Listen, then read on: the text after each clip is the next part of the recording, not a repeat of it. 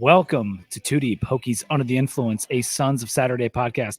I'm your host, Pete B, and I don't have my normal co-host, Sam, with me today, but I do have some very special gentlemen. Number one, Rich, our writer from the Sons of Saturday, Rich Luttenberger. Welcome to the show. Thanks, Pete. It's an honor to be here on the Too Deep podcast with my first time here with you, especially, and it's a real treat to be with our special guest today. That's right. Rich has done some interviews with Pat or Billy or whatever, but we've got him here on Too Deep for the first time. And I've also got Dax Hollifield, former Virginia Tech linebacker and fan favorite. Dax, thank you for being here, man. Appreciate you having me. It's an honor. First time meeting you, Pete. Known Rich for a long time. I'm excited to get this rolling. Yeah, I think Rich, he do a feature on you maybe about a year ago or more? Yeah, a couple of them, I think. I think we got to the UNC game right with my father or something like that. I think that was it. We actually, for years. Yeah, we ran into each other at the Spring Jam. Yes. That was the first one a couple of years ago. That's what it was. Yeah, we did a pre-draft interview, and then we did a NASCAR interview last summer. We did. Yeah. Well, we're going to get the lowdown on the stuff that Dax is up to now with NASCAR. We're also going to get into a little bit of the Hokies and what he thinks about the team this upcoming year, some of his experiences back in the day. But first, I do want to do two things. One, if you're watching on YouTube, make sure you give us a like, give us a subscribe on the Sons of Saturday channel. We're trying to get those numbers up as we move towards the season. And also, I wanted to tell you guys that we are having a live event at Ardent Brewing in Richmond. Sam and I are going to be there. I'm looking forward to it. Next Saturday, 8/17, 4 to 7 p.m. If you're a Richmond area Hokie or you are close by, come on out. It's going to be a really fun day at the brewery. And actually, if you can see behind me, I'm in a brewery right now because my house lost power today. Oh, wow. And I figured I might as well go to my local brewery and do this because this is Too Deep. We like to have some beer. I think Dax is having a beer right now. Yeah, and well, Rich, why don't you give us a cheers to kick this thing off? All right. We're going to cheers to a special jersey number in Virginia Tech history. Jersey number 4. Historically, some real dudes have worn that jersey, and we're going to go way back even before my time as a Hokie.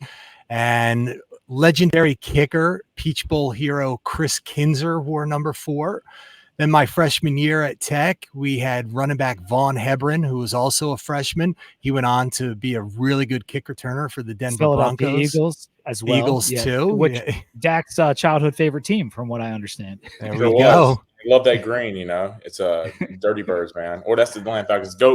Eagles, great team. They were my favorite team. Yes. I had a little football uniform I used to run out to at my dad's high school team. So it was I love it. Yeah, I'm a big Philly Eagles fan. Go ahead, Rich. For sure. That's Vaughn Hebron. He had a pretty good run there for the Eagles and the Broncos. And number 4. Then it was just a run of talent. It was incredible. D'Angelo Hall, Eddie Royal, David Wilson, Gerard Evans, J.C. Coleman, Kenan Canham, Tim Settle. My favorite right there. That's my favorite, Tim. And very recently, one of our favorites, Dax Hollifield. So legendary jersey number 4. Shout out. Mansour now. Mansour. Cheers. Yeah. One right and there. Mansour. Cheers to that. Cheers to the number 4. Cheers, guys. Cheers to number 4.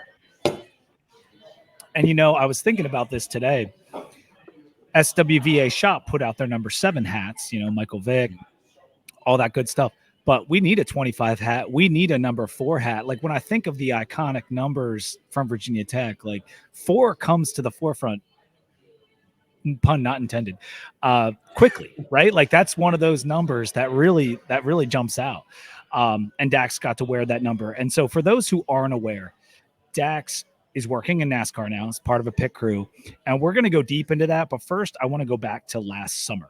And after Tech, you signed with the Jacksonville Jaguars.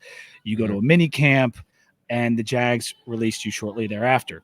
Yep. And I'm not trying to hit a sore spot or anything like that. But were you still trying to play football after that happened? Or did you feel like your time was coming to an end? What was that time like for you? So that time was it was a little weird. I'm not gonna lie. I thought every college football player thinks, I'm gonna play forever. I went through the draft process. I had a couple interests. Jacksonville was probably my best option. Went down there. I think it was late May.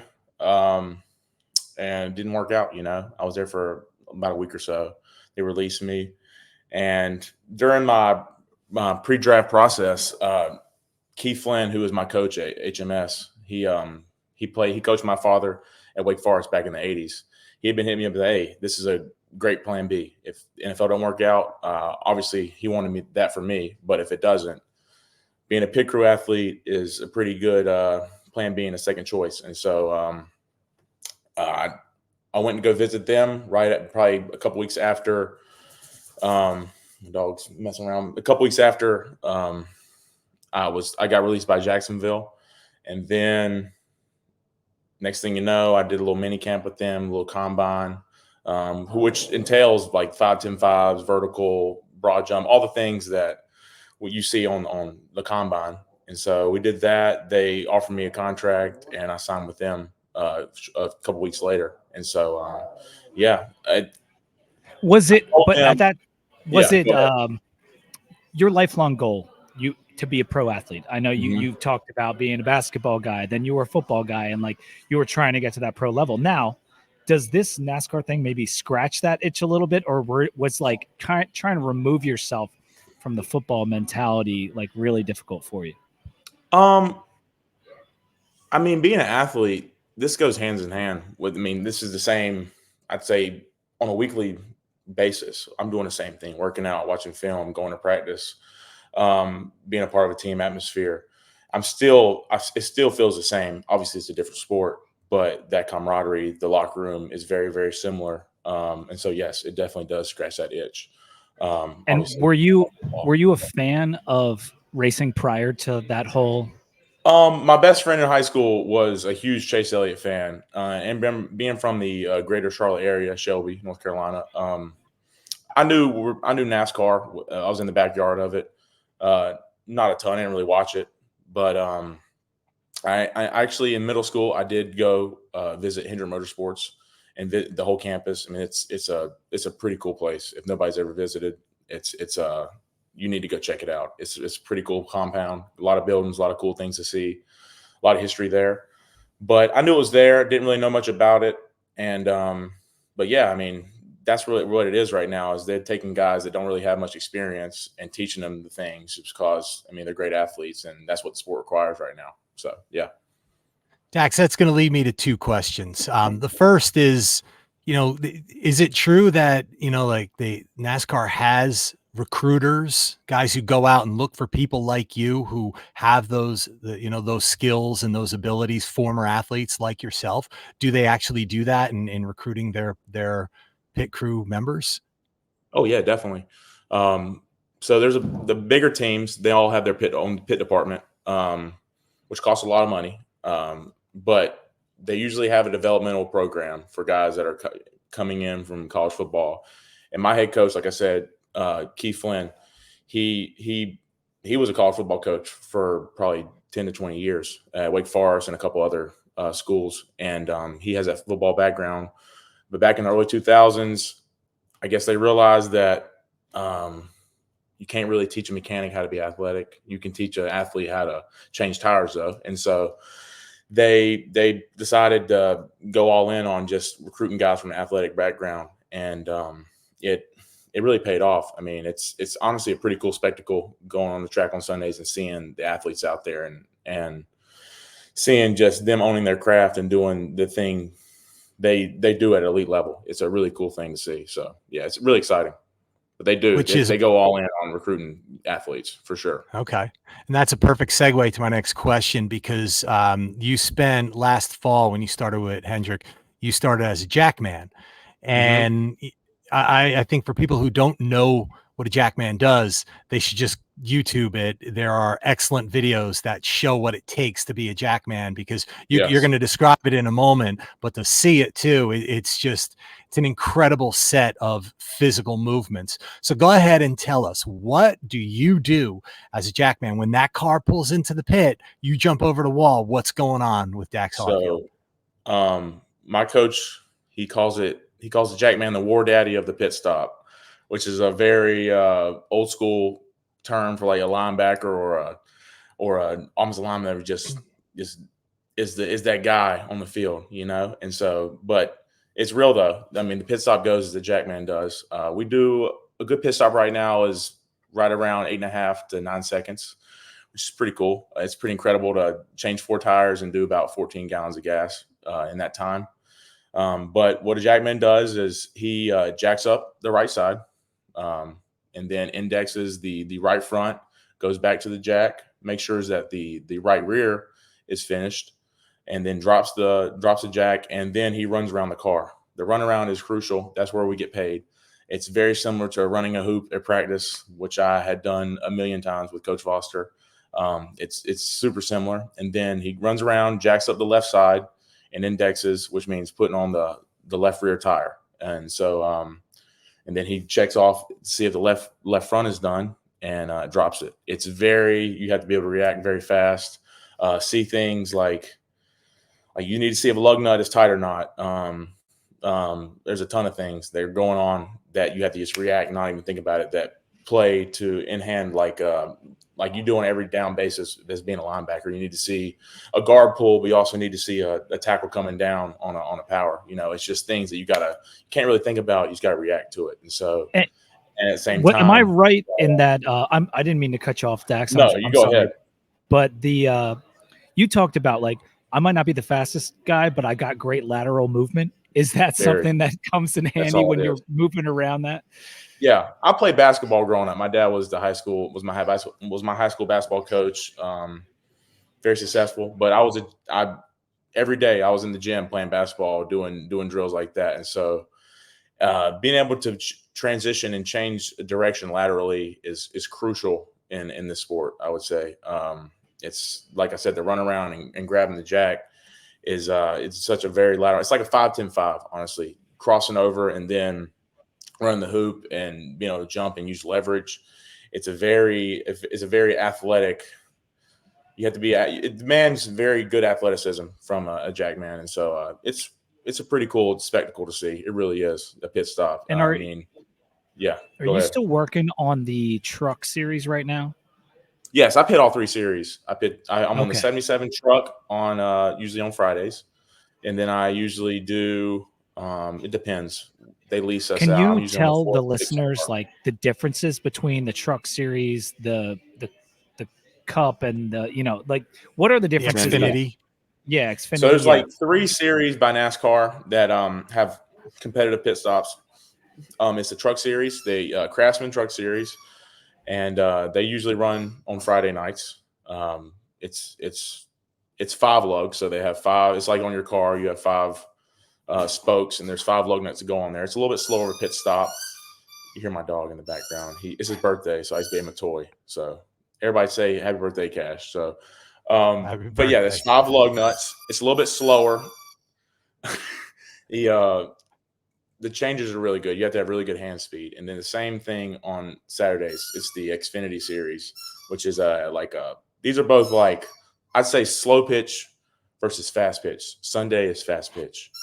It's balls to the wall. Like it's 8.5 second pit stops. Like that's really jackman heavy. And it's a cool thing. It really is. It's monologue. There's only 1 lug nut on that deal. It's a with these next gen cars, they change the entire body, they change everything, and pit stops are really, really crucial to honestly for the success of your car at each and every race. So wow. So when you jump over the wall, you're carrying a jack, right? You jack up the car pretty much like in one drop, and then you have to put a tire on.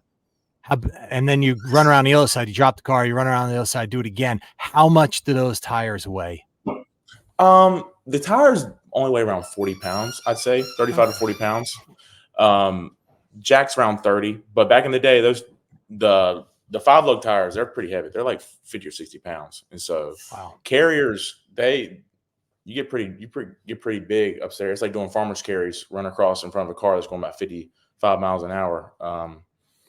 Yeah, it's not too heavy. It's not like moving a 300 pound, like almost a tackle, but trying to move with like 100 pounds in your hand across like probably 10 yards with a car coming around 55 miles an hour. You got to be athletic to do it. Definitely. So it's not crazy strength, but you definitely have to be explosive. So you talked about how trucks run Friday and then Xfinity Saturday and then the Cup on Sunday. So sounds a lot like football. So what does your typical weekend look like? So you're in the truck. You said you're doing trucks on Friday, and then what are you doing? Are you doing the same thing on Saturday? And then the Cup Series, what are you doing on Sunday? So Like you personally. I am jacking on. Oh, I'm actually carrying on Friday with the trucks. I'm a different position. Honestly, I'm interchangeable with different. There's five. Let me back up. There's 5 different positions. There's a jack man. There's a carrier. There's 2 changers, front and rear, and there's a gas man. I carry and jack. I carry for the trucks because just depth wise right now. And then I jack on Saturday, and then I jack part time on Sunday. And so, that's basically my week. There's a 3-day weekend. We fly in on Friday morning and fly out Sunday night. And so it definitely the race Sunday night is pretty hectic because breaking everything down and getting everything packed up and shipped out that's really the race after the race. I mean, there's so much that goes on. And are you doing all that? Are you packing? Oh yeah. Well, our pit. So if you look on pit road in NASCAR, there's all these big they're called pit boxes, and they're like mini homes. They're like little trailers with tools, and that's where all our sponsors sit. It's canopies and computers and things like that. That's our job to set up and break down and get backed up on the hauler, which is the truck that takes the car and all the equipment back. And usually we get broke down in probably about less than an hour after the race. Everything's broke down, packed up, and we're gone. We're on the airplane, gone. It's a pretty cool thing to see. And after Sunday, is there like a day off that you can chill, or are you working out? Like what happens in between these races? Yeah, Mondays we usually have day off, but I come in and get a lift. Usually get some open pad, which is just like open gym, or you can go in and get some work on your own. We got a chiropractor, so I usually go see him around noon, and then, like I said, get a workout, get in the ice, definitely stretch. And honestly, go home and watch some probably TV and stuff like that, and get ready for Tuesday or Wednesday, which we have practice those days. Well, yes, I'll give you my schedule for the week. Tuesday to Wednesday we have practice and we lift. We work out in the morning, then we have practice around, I'd say 11 or so. Thursday's day off. I usually play golf that day, and then Friday travel, trucks. Saturday is Xfinity.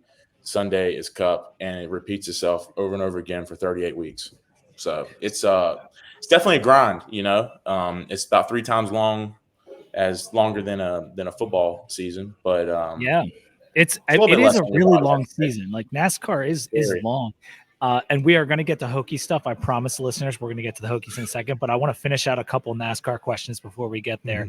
And I will turn it over to Rich, but golf question. Are you breaking 90 these days, Dax? How's it going? Okay, like 2 weeks ago, I finally broke 90. And then I went down. We had a week off last week and went to OBX and played the Currituck Club like 4 times, and it whooped my ass. It really did. But I'm just now breaking 90. I'm doing better. I'm starting to figure out my driver. It's sort of humbling. You want to be able to hit it 300 yards, but 300 yards straight or 250 yards straight for me is great. I just don't want to put it in the woods. It's great for a lot of people. Golf is a humbling game. That's how it goes. Oh, it very is. I like my short game's good. I got my 60 degree on point right now. Putting's getting better.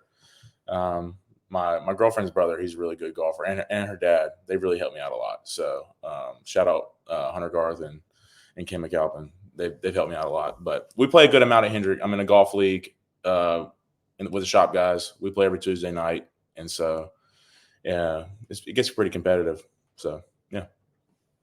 Well, you know why they say drive for show, putt for dough, because that's all it is right there. That's where where your scoring comes. Yeah, and we got to get you to the Monogram Club outing in the spring, for those to come outing every spring. If you're not pitting, got to get you out on the course. I might be pitting. But I mean, I'm trying to get out. I usually the last couple games in November I can get. I went to the UVA game. I went to the Syracuse game, and I also went to the NC State game this past year. And so I usually try to make those. And if there's ever a Thursday night game, I'm gonna make that as well. You like to be back. Yeah. And I was actually going to ask you that later in the year. Like, now that you're a working man, like how often are you hoping to get to Blacksburg? Like maybe a game once a month, or just like at the end of the year when you're all wrapped up? Like I said, if it lines up, it's got to be scheduled. Weekends, for Saturday, Sunday, more than likely not. If it's a Saturday game, it's probably not from August to October. November, I can make those probably. But any like midweek games, like Thursday night, or if we have a Friday, maybe I can probably make those. Well, so this year we got to get you there for UVA, right? Because we haven't played in Blacksburg against UVA since 2018. I think that's we played 2020. Yeah, without fans. It was without fans. Without fans. Yeah, they weren't there. Fans. Yes, I'm sorry. Yeah, that's what I was going for, because 2 years later, UVA had the tragedy. We had to cancel the game.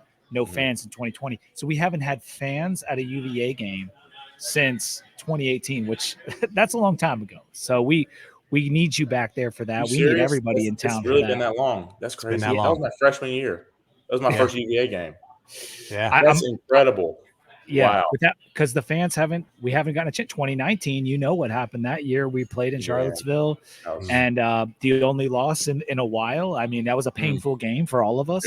But then we got them back in 2020.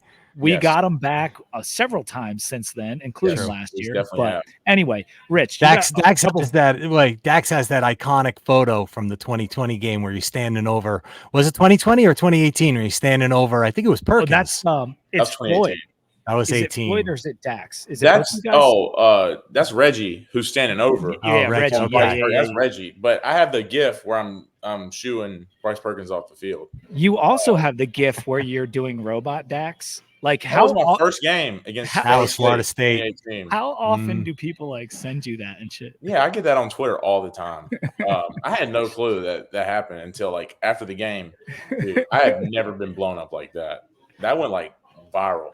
It was crazy. I tweeted it today, like because it's so good, and like Trevon is doing his thing. Yeah. Like, a couple other guys are in there, but it's really you, and it's called like the Robot Dax GIF. Like I feel like that's what people talk about, but it's great. Anyway, that was a fun time. Rich, go ahead. That's great. All right, let's just close out the NASCAR question. So, do you see yourself making a career out of this? Is this going to be what you do?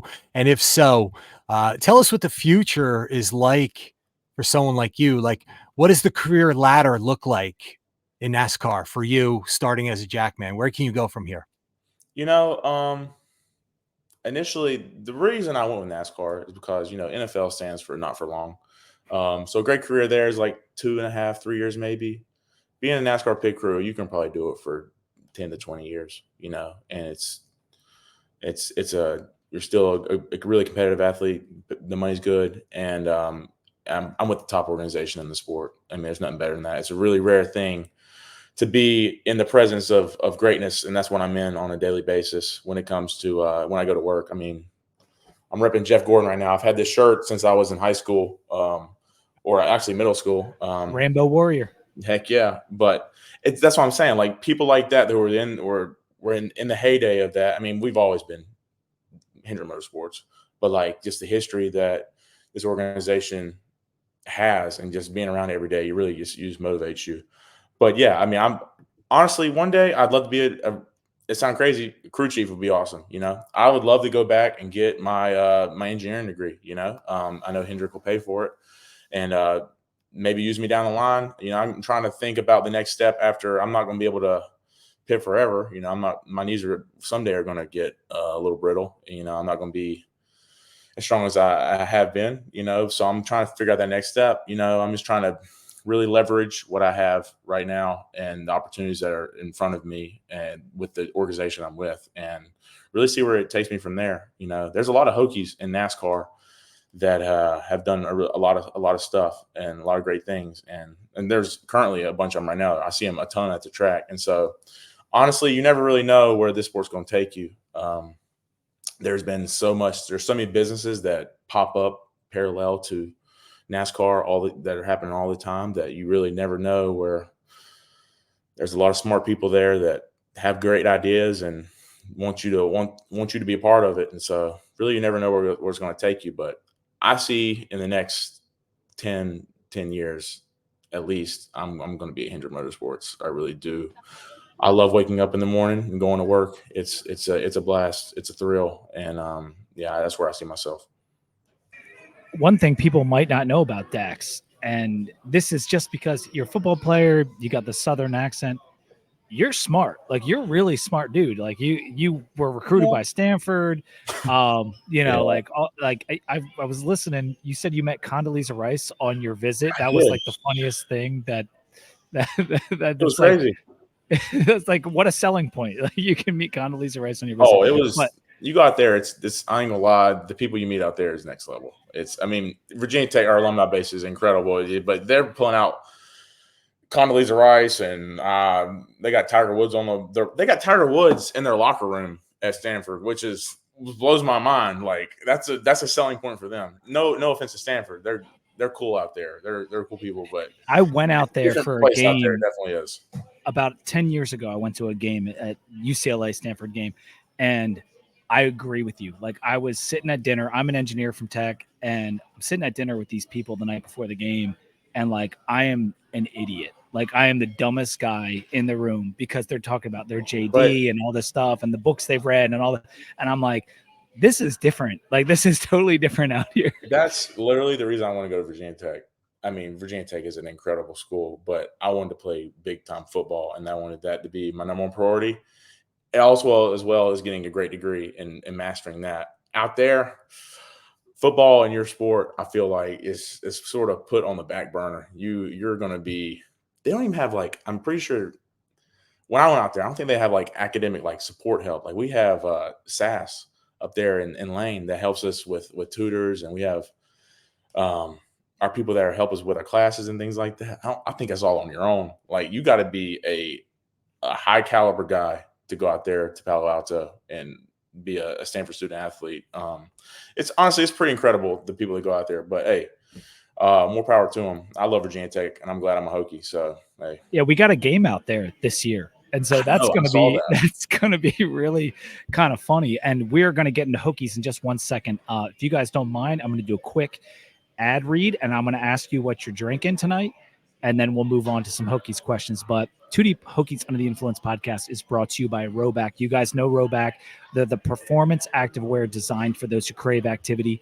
You can use code TOODEEPVT to get 20% off your order. Now, if you've already ordered, that's okay, because I know you got a work email. I know you got a girlfriend's email. I know you got a wife email that you can use to get that 20% again. And I got big news for you.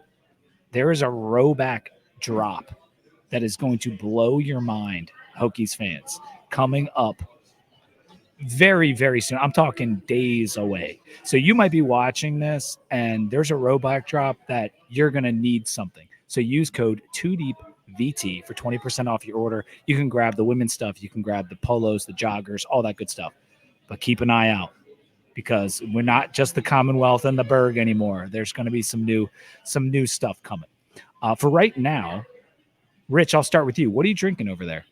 All right. So, you know that I just spent 18 days in the Mediterranean, a lot of time in Italy and Greece. And so what I'm going to do a little different here, I'm going to showcase some of the beers I drank while I was overseas. So Greece, Mythos, and Alpha, these two, very, very common, probably very comparable to, a lot of your American light beers. When we went over to Turkey, we had Ephes, kind of similar vein. So, not high quality beers, but, popular. If you are into craft beer, Santorini has the Crazy Donkey, the White Donkey, the Yellow Donkey, the Red Donkey. That's a phenomenal name for a beer, Crazy Donkey. Oh, yeah. This was that was my t-shirt. I had to get, I got it. I'm wearing my my lunch pail shirt today for Dax. And Fear of the Pale? That's Fear cool. the Pale. Yeah, and that's real nice. I have never seen that Fear the Pale either. Really? That's crazy. That's and awesome. you got the win on the hat. That's money. Yeah. Yeah. In the back, it's got the logo.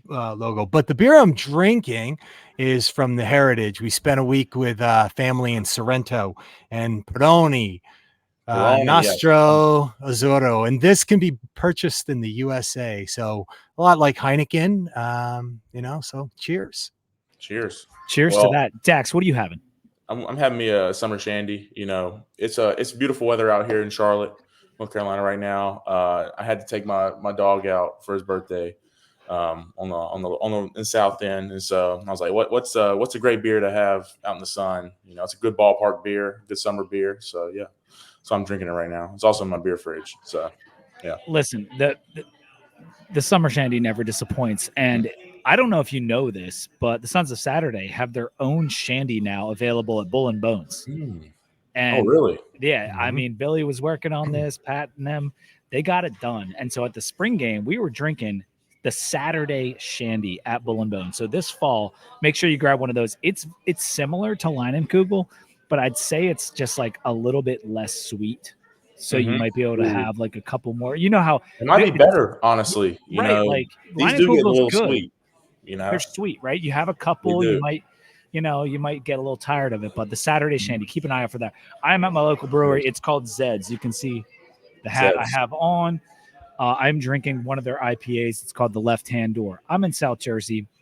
Rich is a Jersey guy. Billy's a Jersey guy. Pat's a Jersey guy. So we are very Jersey friendly in the Sons of Saturday. And I know most of you guys won't get up here to try this. But what I will say is that local breweries like the one I'm at, we don't have a very big like downtown center. We don't have a popular mainstay brewery in town. Like these smaller breweries, they are the fabric of America right now. Mm-hmm. And I feel fortunate that my town, small as it may be, we're right near Cherry Hill, New Jersey. I'm sure most people know that. It's about 30 minutes outside Philly. But I'm so grateful to have a local brewery that I can come to and use their Wi-Fi and drink some of their great beer. And I meet people from in town. Like I get to see people around here. And that's just my little PSA. I'm hoping to interview the head brewer here and talk about how he builds out his tap room in the next couple weeks. Something we're going to try to keep doing as we go through here on 2D. But it's crazy. Like I'm sure where you guys, does Shelby have a local brewery, Dax? Yes. And so my sister was a brewer there for a while. It's called, what's it called? I forget. You better get it right. Oh crap! It's Bluegrass, Newgrass. Sorry, Newgrass Brewing in Shelby, North Carolina. My sister was a brewer there for a while. They have some really good beer. She knows all about it. She did that right out of high school for like 2 years, and then before she went to App. And so, yeah. I have definitely a brewer in my family. She did a good job. They have a good little place over there. Nice. Rich, why don't you kick us off here with some of our second half stuff? All right, so we're going to move on to some Hokie talk. And a good friend of mine, Jeff Chastain, graduated Tech a few years after I did. He's a big Dax fan. I told him you were coming on the show. He's like, oh my gosh, ask him these questions. So I got two. We'll start off with the first one from Jeff. You went through so much change at Tech. Coaches, COVID, defensive schemes, NIL, transfer portal, just to name quite a few. As a leader on the field and a leader in the locker room, how did you manage all of that? And how did you keep yourself and your team focused and motivated during all of that? Honestly, yes. I'd say you got to trust in the process. You know the recipe for success. Going to work every day, and that's really what I tried to preach. Getting the most out of it. Really being dedicated to the game, loving the game. Even when like you're not under the lights, you got to love the workouts. You got to love those summer runs, run up the hill. You're about to throw up. Everybody's going to throw up on each other. You just got to love that. That's the whole part of the process. And I felt like me and my brothers, we bonded so much during those times. The 359 days out of the year that you're not in Lane Stadium. That's really where I tried to really just work my message, honestly, just showing up to work every day, having a good time, playing for your brother. I learned a lot of it from Coach Foster. My 2 years with him, I learned more from him than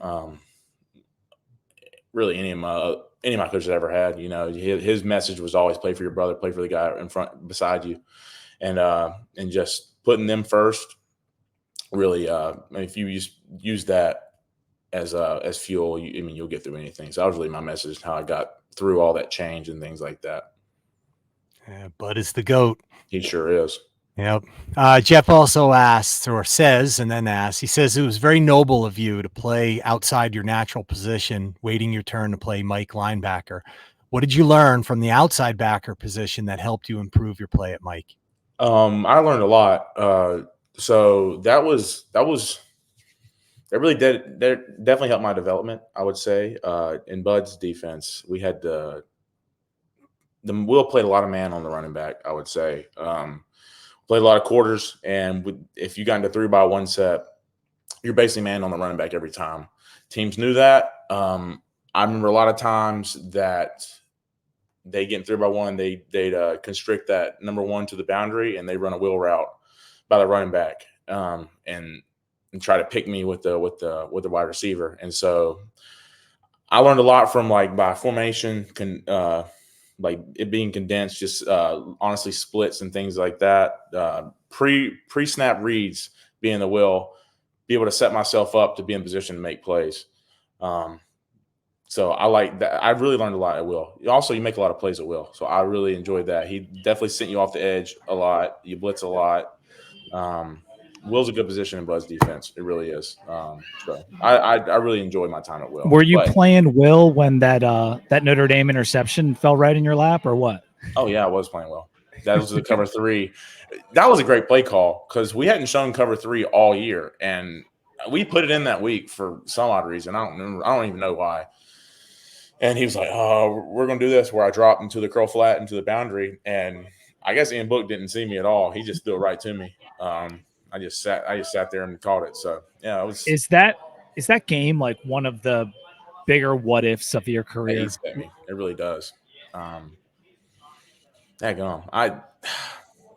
sucks. That game really did suck. I mean, Coach. So Justin Hamilton before the game, he gave our pregame speech, and he talked about him as a little kid being such a big Notre Dame fan and how teams would go in there and magically, by the luck of the Irish, the other team would be up so much and they would find a way to come back and win the game and just in the crunch. And I'll be damned if that did not happen. That's one of the games that really does eat me. I think the way Quincy played that game, and the way we played on defense, it was so heartbreaking to go into South Bend and not come out with a dub. Listen, Quincy got put in an extremely difficult position, and the defense played outstanding, and we came this close because I think it was some crazy streak of unranked teams not being able to win at Notre Dame or something. It was, we were so close, and my qualm with that game was the field goal kick. I think because we went up by 6 and allowed them to basically win it with a touchdown, and they won it with a touchdown. And it bugged me because I feel like we should have gone for it or killed some more clock or whatever. But that's besides the point. I wanted to talk a little bit about linebacker play, and Tech has an amazing history of linebacker play, from Hawks to Smith to Hall and a DB to Bruce Taylor, Tremaine Edmonds, Ashby, and of course yourself. However, after you left, Tech has had a hard time finding their footing, at least last year. With Brumfield coming in to seemingly be the starter at Mike and a bunch of the guys you played with back, do you think linebacker will take a step forward this year? Oh, definitely. Coach Marv is going to have that room. They're going to be ready to play. I truly do believe it. We're going to have some more depth in that room. I feel like they're all a year older. They've all got a season of playing time under their belt. Experience is the best teacher. And I think last year, them being put in situations that they're not used to, really helped them grow a lot. I know Allen's gone. And so I think Jaden Keller I think he'll step up. He was my guy back when I was playing. He was a freshman when I was like a senior or something like that. And so great kid, really good athlete. I really like him as well. I think a lot of those guys, I'm pretty sure, I don't know if he still does it, but they play both positions. He mixes them in, and so they both know how to play Mike and Will at the same time. And yeah, I think they'll be great. Keontae Jenkins, another one, Keedy. He's going to be a stud. I really do. I really like him. I love his game. Yeah, and he is last so year good. he was a little nicked up, but that's a guy. And this is great because you still have a reference point for a lot of these guys only being out of the program a year or two. And is there a guy this year, maybe one of the younger guys? And I know you mentioned Keller and Jenkins, but like a Kelly Lawson type. Do you think this group can bring us back to like that level? Because there is so much potential athletically there. There are some guys that can play on Sunday on this defense. I truly do believe that. We had guys like that. The depth wasn't there when I played. I think that's really what got us a lot of the time. Our ones, we had some studs. Now I think the depth is a lot better. And but a guy that I was thinking of, CJ McCray, I like him. He another guy that he was a young guy when I was there. In the weight room, he's a beast. He looks shredded up. I think he's going to put it all together this year. I really do. Another guy is what am I thinking of? But yeah, I think CJ is my dark horse for this year as being a breakout star. So he has that potential, right? And Keller is in that time period for him where it's nice that he's still here. And this is something we're going to ask you a little bit about later, because there's a lot of guys in this linebacking core that could have left and gone somewhere else and probably started or got time, and they decided to stick around. And I think that is a testament to Coach Pry, Coach Marv, and the culture that they've built. But Rich, go ahead. I think you got something you want to ask Dax. Yeah. So along those lines, you were in the program through two coaches, and you still follow. And so what you've seen from Coach Pry and his staff and what they're building, was there anything about his approach as a coach? Like, well, obviously what's different than previously, that's really kind of you see as key to like keeping this culture going the way it is. And secondly, how bullish are you on the program right now? I'm very bullish on the Virginia Tech Hokies right now. I think the biggest difference right now is I never played for Coach Beamer. I've heard a lot about how he ran his program, how he did things. And I feel like this is about as close as you can get to how he did things, the way Coach Pry approaches things. It's very a family atmosphere, invest into the community. I feel like it's back to that. The fan base is really involved, really has, they know what's going on with the program at all times. We go into the community, do a lot of things. And that's really what I noticed is the big difference my senior year with Coach Pry is he really made an emphasis on giving back to the people that to the fans. They give so much to us. You go to Lane every Saturday. That takes a lot. There's very few programs that can say they have that. And we have to get back to that. And that's why I'm so bullish, is because he's going to rebuild those bridges in the state of Virginia, in my opinion, is where we lost them the most. He's going to rebuild those bridges to get those pipelines back to Virginia Tech, 75, 804, and the 504, the 540, and all those area codes. He's going to bring all those talent back to this in the state. And that's really where I feel like we sort of got behind during my early years at Tech, is we just didn't recruit the state hard enough, and we didn't get the local talent that a bunch of those guys are playing on Sunday now. So I'm very bullish on the Virginia Tech Hokies. Yeah, I think most of us agree. Even though we only won 7 games, including the bowl win, the amount of fervor for the fan base and the way people are just feeling like, okay, we're starting to build it. There's starting to be expectations with that, and it's exciting. It's a very exciting time to be a Virginia Tech fan with the way Pry has built us up, and it's cool because you got to see that as a player, and to me as a fan watching, like that was by far your best year. Like, one, you were playing your natural position, but two, like you had more pass breakups, the tackle number, like you just had a fantastic year that final year, and we're gonna kind of segue into some rapid fire questions here. And Rich, why don't you get started with that? All right. So we're stealing a page from the Sons of Saturday podcast. And We're going to move into rapid fire questions. We're going to ask you a series of questions, some from us, some from fans, and your answers will be pretty quick. So the first one, 3 current Hokies made Bruce Feldman's freaks list, Felton, Tootin, and Copeland. And last year, Lawson was on that list. So who was the biggest freak you ever played with? Your teammates. I mean, it can be weight room, it can be on the field, whatever. Weight room, I'd say on the field, let me say this. Amari Barno is a freak. Like him running down on kickoff in 2019, it was something else. He'd be at least 5 to 10 yards ahead of everybody else, and it's not even close. So speed-wise, him. I would say another freak. He's not a very big known guy. He's a walk-on named Max Philpott. He's a Roanoke, Virginia guy. That cat. I thought he was going to start for us at one point. Dude, his high school film is ridiculous. Like he was, I love Max. That's awesome that you said him. Yeah, the Big Squat Fridays with him were electric. I mean, he'd put easily 650, 700 pounds on his back and take it for a ride. And nobody else is touching that. And so, yeah, he in the weight room for me, I think it's him. I never played with Wyatt Teller, but I've heard some stories about him. I know he's a freak in the weight room too. So I'd say Max Philpott in the weight room, 100%. Did you see the Copeland squat video? Who didn't? You know that JJ Watt retweeted. Like that's. Yeah, I'm a little pissed they didn't get more lit. You know, like we used to get turned up in the weight room. That was Big Squat Friday was amazing. Like from afar, you know, you were watching the clips, but like they would get fired up. I know Spencer Hall, national guy, would talk about Big Squat Friday. Like it was a thing for sure. So moving on to the next rapid fire. We're going slow, but that's okay.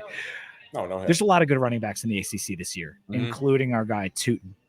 When you were playing, what was the toughest running back to tackle or meet in the hole or whatever? Jahmyr Gibbs. I remember him playing against him in Georgia Tech. I remember scouting him the week before. I'm like, dude, this dude is so shifty. I remember trying to tackle him on the edge one time, and he absolutely broke my ankles. You know that one video where like there's one D lineman in the league, he plays with the Jaguars, I think. It was mic'd up, and he was trying to tackle Le'Veon Bell. And he's trying to tackle him, and he goes like, oof, and stuff like that. I don't know if you know that video, but it was literally like that. He was so shifty. He is such a good running back. He's so good in space. Another guy was kid from Miami. Played for the Seahawks. Not DJ Dallas, but the other one. I can't remember. He was good. I met him in the hole one time, and he. I don't like to say I've ever gotten run over, but that's probably the closest thing that's ever happened to me. Yeah, he was good. I don't remember that running back you're talking about, but Travis Homer. Travis Homer. That's right. He laid a boom, man. But speaking of Miami, I heard that when you were in Jaguars minicamp, you picked off N'Kosi Perry. Is that right? Yeah, I balled out there. I was balling. Hey, it's NFL, you know, it's a business, but hey, if I learned one thing about minicamp, I could play in the league. I definitely did that. I was balling out there. I had a pick. So you were also like was Coach Peterson there when you were trying out? Me and Coach Peterson were cool. He knew me by first name, and I was definitely the rah guy though too. So you had to have known I was out there. He's a good dude. Yeah, well, he won us a Super Bowl, so I'm always going to have a soft spot in my heart for Coach Doug Peterson. But all right, moving on, more rapid fire. This is not very rapid fire. So give us 3 of your favorite Hokie memories, but here are the categories. 1, what's your favorite Hokie memory off the football field? 2, what's your favorite single team moment? And 3, what's your favorite individual memory? So first one, off the football field. Since we're drinking a little beer, so every the weekend after a spring game, it's a tradition. I don't know how far it goes back. I've heard like the late 90s, early 90s. We have a thing called Best Mans, where we've worked our ass off all spring through spring ball and spring game, and it's time for us to kick back and have a good time. We call it best man's. Wake up. You have to get to it depends on the spot. Usually we do it at Center Street. We get there by 7, 8 a.m. and we have the national anthem at 8 a.m. And if you're not there by then, you get a beer shower. And it's a good day of just fellowship and brotherhood and good old cold beer. And that's probably those best mans were probably some of my favorite memories. Good times.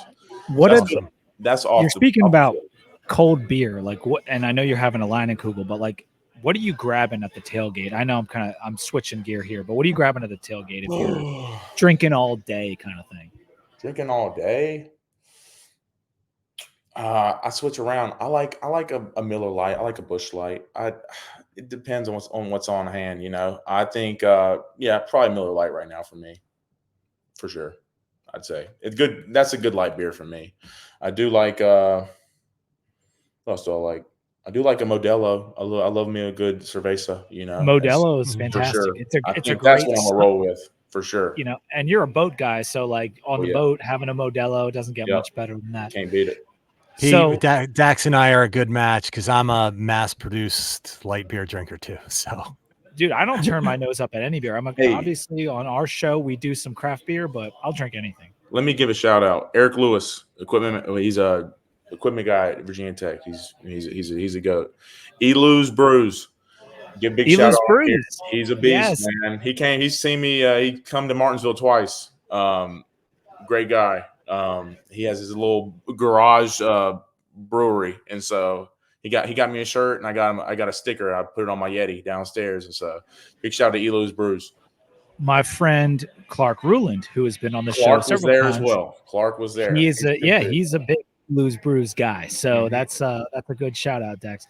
So I know that towards the tail end of your tenure at Tech, things were a little tumultuous, and there might have been some schools that were tampering and trying to get you to come play for them. Was there a school that pursued you heavily, and can you name names? I'm not naming personnel names, but they were hitting my dad up. So Ole Miss was one that wanted me, Florida State as well, and there's one more. I forget who it was, but those were the two big ones, Florida State and Ole Miss. Not naming any names, but I meant the school names, not the recruiters. Those ones. I mean, okay. I mean, you know, they've been in the news lately. I mean, they were doing things. They needed linebackers then, but yeah, those were the two ones. I mean, they also had former coaches that recruited me, and so my dad is so there's a little bit of a I don't know, in the rule book, you can twist the rule. My dad's a high school coach, and so they got by in high school with contacting my dad earlier than they should have because he was a part of the athletic program. And so freshman, sophomore year of high school, a lot of the schools would send me messages which shouldn't have really been there because it was through my dad. And so they would always hit my dad up. And that's what happened during the transfer portal, or my last year there, was they hit me up. They hit my dad up. So your loyalty to Virginia Tech, like you've talked about that many times. I'm not going to ask you about that. We know that you wanted to stay at Tech because you loved it there and all that. But if you had to leave Tech, say they cut you or whatever, what would have been the school that you would have wanted to play for? Right now, I don't know, man. I mean, Ole Miss Lane Kiffin is a pretty cool guy. I think I'd like to play for him. I mean, he's a pretty cool dude. I think they're going to be really, really good. Very bullish on Ole Miss. I think I'd go down to Oxford and go play for them. Honestly, I think that's a cool spot. So, SEC as well. I'd like to dip my toes in there. That'd be pretty cool to see the other side of the fence. You know, that'd be cool to see. I think Oxford, Ole Miss. Dax, what do you miss most about Virginia Tech football? I mean, come on. We all know what this is. I mean, running out lane, man, ain't nothing like it. And that's the easy answer. But I don't know. I think the alumni base, I mean, that goes hand in hand with going out in lane, but just them helping out just you and who, if you're a Hokie, I mean, if you say you're a Hokie, I mean, I mean, they know that, you know, you can, they're going to try to help you out any way they can. You know, that's just what Hokie Nation is. They're going to do that for you. It's a family, you know, and it's pretty cool. I'm very blessed to have picked a program that has such a ravenous fan base and an alumni base. And I know if I'm ever in need of something, there's somebody in Hokie Nation that probably is more, I know is going to help me out, you know, and I think if I'm going to have a kid go to college and I'm going to choose a school for them to go to, I want to send them to a school like that, to where I know that they have their back, you know, just because they went to Blacksburg and did their 4 years there. I think that's the coolest thing about Tech, and that's probably what I miss most, even though I still can use it, but I think that's the coolest thing about Tech. What are you excited about most for the upcoming football season for Tech, the Hokie football We're going season? to the playoffs for sure. That's what I'm excited for. We're going to the playoffs, man. And that's what I think. That's my prediction for this year. I think it's obviously a little bit easier now since we're going to how many teams, 12 or 16. 12 teams, 12. Yeah. But that's my goal. I think. And do you have a record? Are you going 10-2? Is that what you're thinking? Or I think we're a double-digit win coming out of regular double-digit win, and maybe including the championship game and whatnot. But because if you're playing in the playoffs, you might have to win that ACC title. Really? Yeah, probably. I think I see double digits, and I'm very bullish. I mean, just how many guys are coming back, especially on the offensive side, which I feel like we have definitely lacked. And I mean, just the guys that can score points and get the ball in the end zone on our team right now we've never had that many, honestly. I mean, we have had that, but also with Bowen calling plays and just the coaching staff going to put these guys in situations. I think it's a different team. I really do. I think on the opposite side of the ball, it's going to be something really special. And obviously, you know, we got lunch pail defense on the other side of the ball. So the wide receiving room this year is just it's so deep, and that's even with Tucker maybe having to take a red shirt. Like that, that's what's exciting about this, is because even a Chance Wiggins or a Brody Adams, like coming up from the younger ranks, like we've got dudes, and I can't remember having this kind of depth at skill positions in a long time. Yes. So it is really exciting. Well, and I do think now, if we did go to double digits regular season, like it's in theory possible. If you say you lost a tiebreaker to Clemson or something, and they're in the ACC championship game, in theory, it's possible to still make the playoff. It would just kind of depend on how our strength of schedule and that kind of thing looks. Yeah, definitely. To piggyback on the depth thing, I remember my first week or so there at Tech. Coach Pry, we were talking a lot. I was in his office, and he said the biggest thing he saw that we struggled with was depth the whole time that I was there. Now that we have that makes a huge difference for a program. If you have backups and go in there and play, so your starters don't have to play 60, 70 snaps. That's huge throughout the length of a season. I mean, my senior year, I played a lot of snaps. I remember that after our bye week, I was completely shot. I mean, some of the teams knew what we were sort of trying to do defensively, and Coach Pride definitely likes his Mike to be able to cover a lot more. And you alluded to that with all the pass breakups I had my senior year. I had to cover a lot more, especially against wide receivers. And the back half of the season, my legs were pretty dead because we didn't have that depth to be able to plug guys in, and they didn't have the trust that they were going to make plays on a consistent basis. But now I truly do believe we have that across the board, and so I'm definitely very excited for this year's team. All right, so last thing, we do a thing on the show on Too Deep where we have a mystery Hokie, where we'll give you some stats and you got to try to guess the player. And this is all recent stuff, so it's gettable. I'm not going back to the 70s here. I think I could go back to the 70s and get it, though. I know some history. I did some research. But, yeah, you go ahead. I'm going to hear. Yeah. No, this one's a softball. This is going to be easy for you. This player overlapped with you in your time in school. He played 4 years, and he accumulated 2,748 yards from scrimmage, and 18 touchdowns. His best game came against Georgia Tech. Trey Turner. That's right. That's the one. That's the one. If you said receiving, I would have got it before that. Yeah, Trey Turner. I know. Well, I was trying to make it a little hard. I know he's your boy. That's kind of why I was a meatball, dude.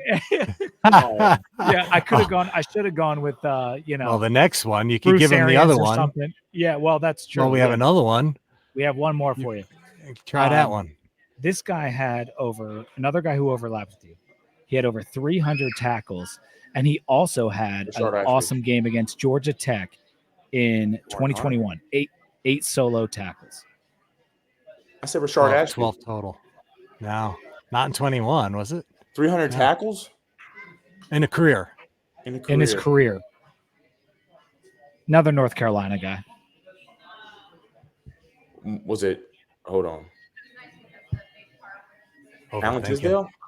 Yes. He had 100 tackles? I did not know that. Congrats, Alan. Hell yeah. That's awesome. He really added him up over the years. That's awesome. Yeah, dude. And you know what? And he had some bad luck throughout his career, whether it was COVID or whether it was the malfeasance thing that happened, which I thought was bogus. Bullshit. He steadied our linebacking core later in the season last year, and that's what I'm hoping we can get out of Brumfield this year. It's basically like that veteran presence that Tisdale was able to give us later in the year, where we kind of our defense really turned it up a notch as the season went on. That's what I'm hoping for this year. Rich, did you have anything as we are closing out here? No, but I do want you to ask that one that I highlighted that you didn't ask earlier about your kitchen. Oh yeah, well we're in the process of redoing our kitchen. We're starting that process now. I just bought a fridge. I just bought a couple other appliances. I'm getting the mini fridge and the regular fridge. You got to have the mini fridge with the wine and the beer. And then and we got a microwave. And I don't know about these new microwaves. They're like a drawer in the bottom. They're more expensive than you think. My question is, do you have any advice as you're going through a remodel? Because I know you've done some of this stuff, whether it's a bathroom or whatever else. No. Is there like, should I avoid certain things? I'm kind of teasing you here a little bit, but is there any advice you could give me on my kitchen construction? Let a professional do it. That's what I'd say. Me being a dumb college kid, thinking, oh yeah, I can easily redo a bathroom. But let a professional, let somebody that does it every day. Trust me, I'm going to be paying way too much for someone to come in my house and do the darn thing. I don't know if you heard about inflation, but it's bad right now. It's worth it. No, well, I mean, yes, inflation's bad right now, but hey, that's a hassle that I would never want to deal with again. The wife is going to be happy. Head on that, but yeah. It turned out well, but let a professional do it. That's my advice. I got you. Understood. Well, listen, this was awesome, man. Talking to Dax is great. I feel like even though I met him for the first time tonight, you feel like it's an old Hokie buddy that you just haven't talked to in a while. And I really enjoyed the interview. Rich, thank you for your preparation and everything for this. This was a lot of fun. And I want to make sure. Yeah, dude, subscribe to the Sons of Saturday channel. You're going to get more stuff like this. And Dax has been on with Billy and Pat before. This won't be his last visit to the podcast network. He's going to be back. And good luck in NASCAR, dude. Like, I know this is not so new for you because you've been doing it for a little while now, but like, good luck this season and as it all wraps up. And I hope to see you at the UVA game. Hey, I appreciate it. Thank y'all for having me on. And I'm definitely going to be at the UVA game. I'm not going to miss that for the world, especially I didn't realize that it was the first one since 2018 in Lane Stadium with fans. Yes. I'll be there. I'll catch you there. And it was a pleasure meeting you as well, Pete. Like you said, it definitely feels like I've talked to you a million times before, just like catching up with the old Hokie friend, like that's just how it is. But it's been a pleasure. Appreciate you, Rich, as well. Thank y'all for having me on. No, thanks for being here, Dax. We appreciate your uber willingness. Like it was a text and I'll be on and thank you. It's been great. We've missed you the last year too. Yeah, that's right. I miss it for sure. So make sure you're subscribed. Make sure you rate, review us on Spotify, Apple Podcasts, everywhere you find your podcast. And until next time, go Hokies. Go Hokies. Go Hokies.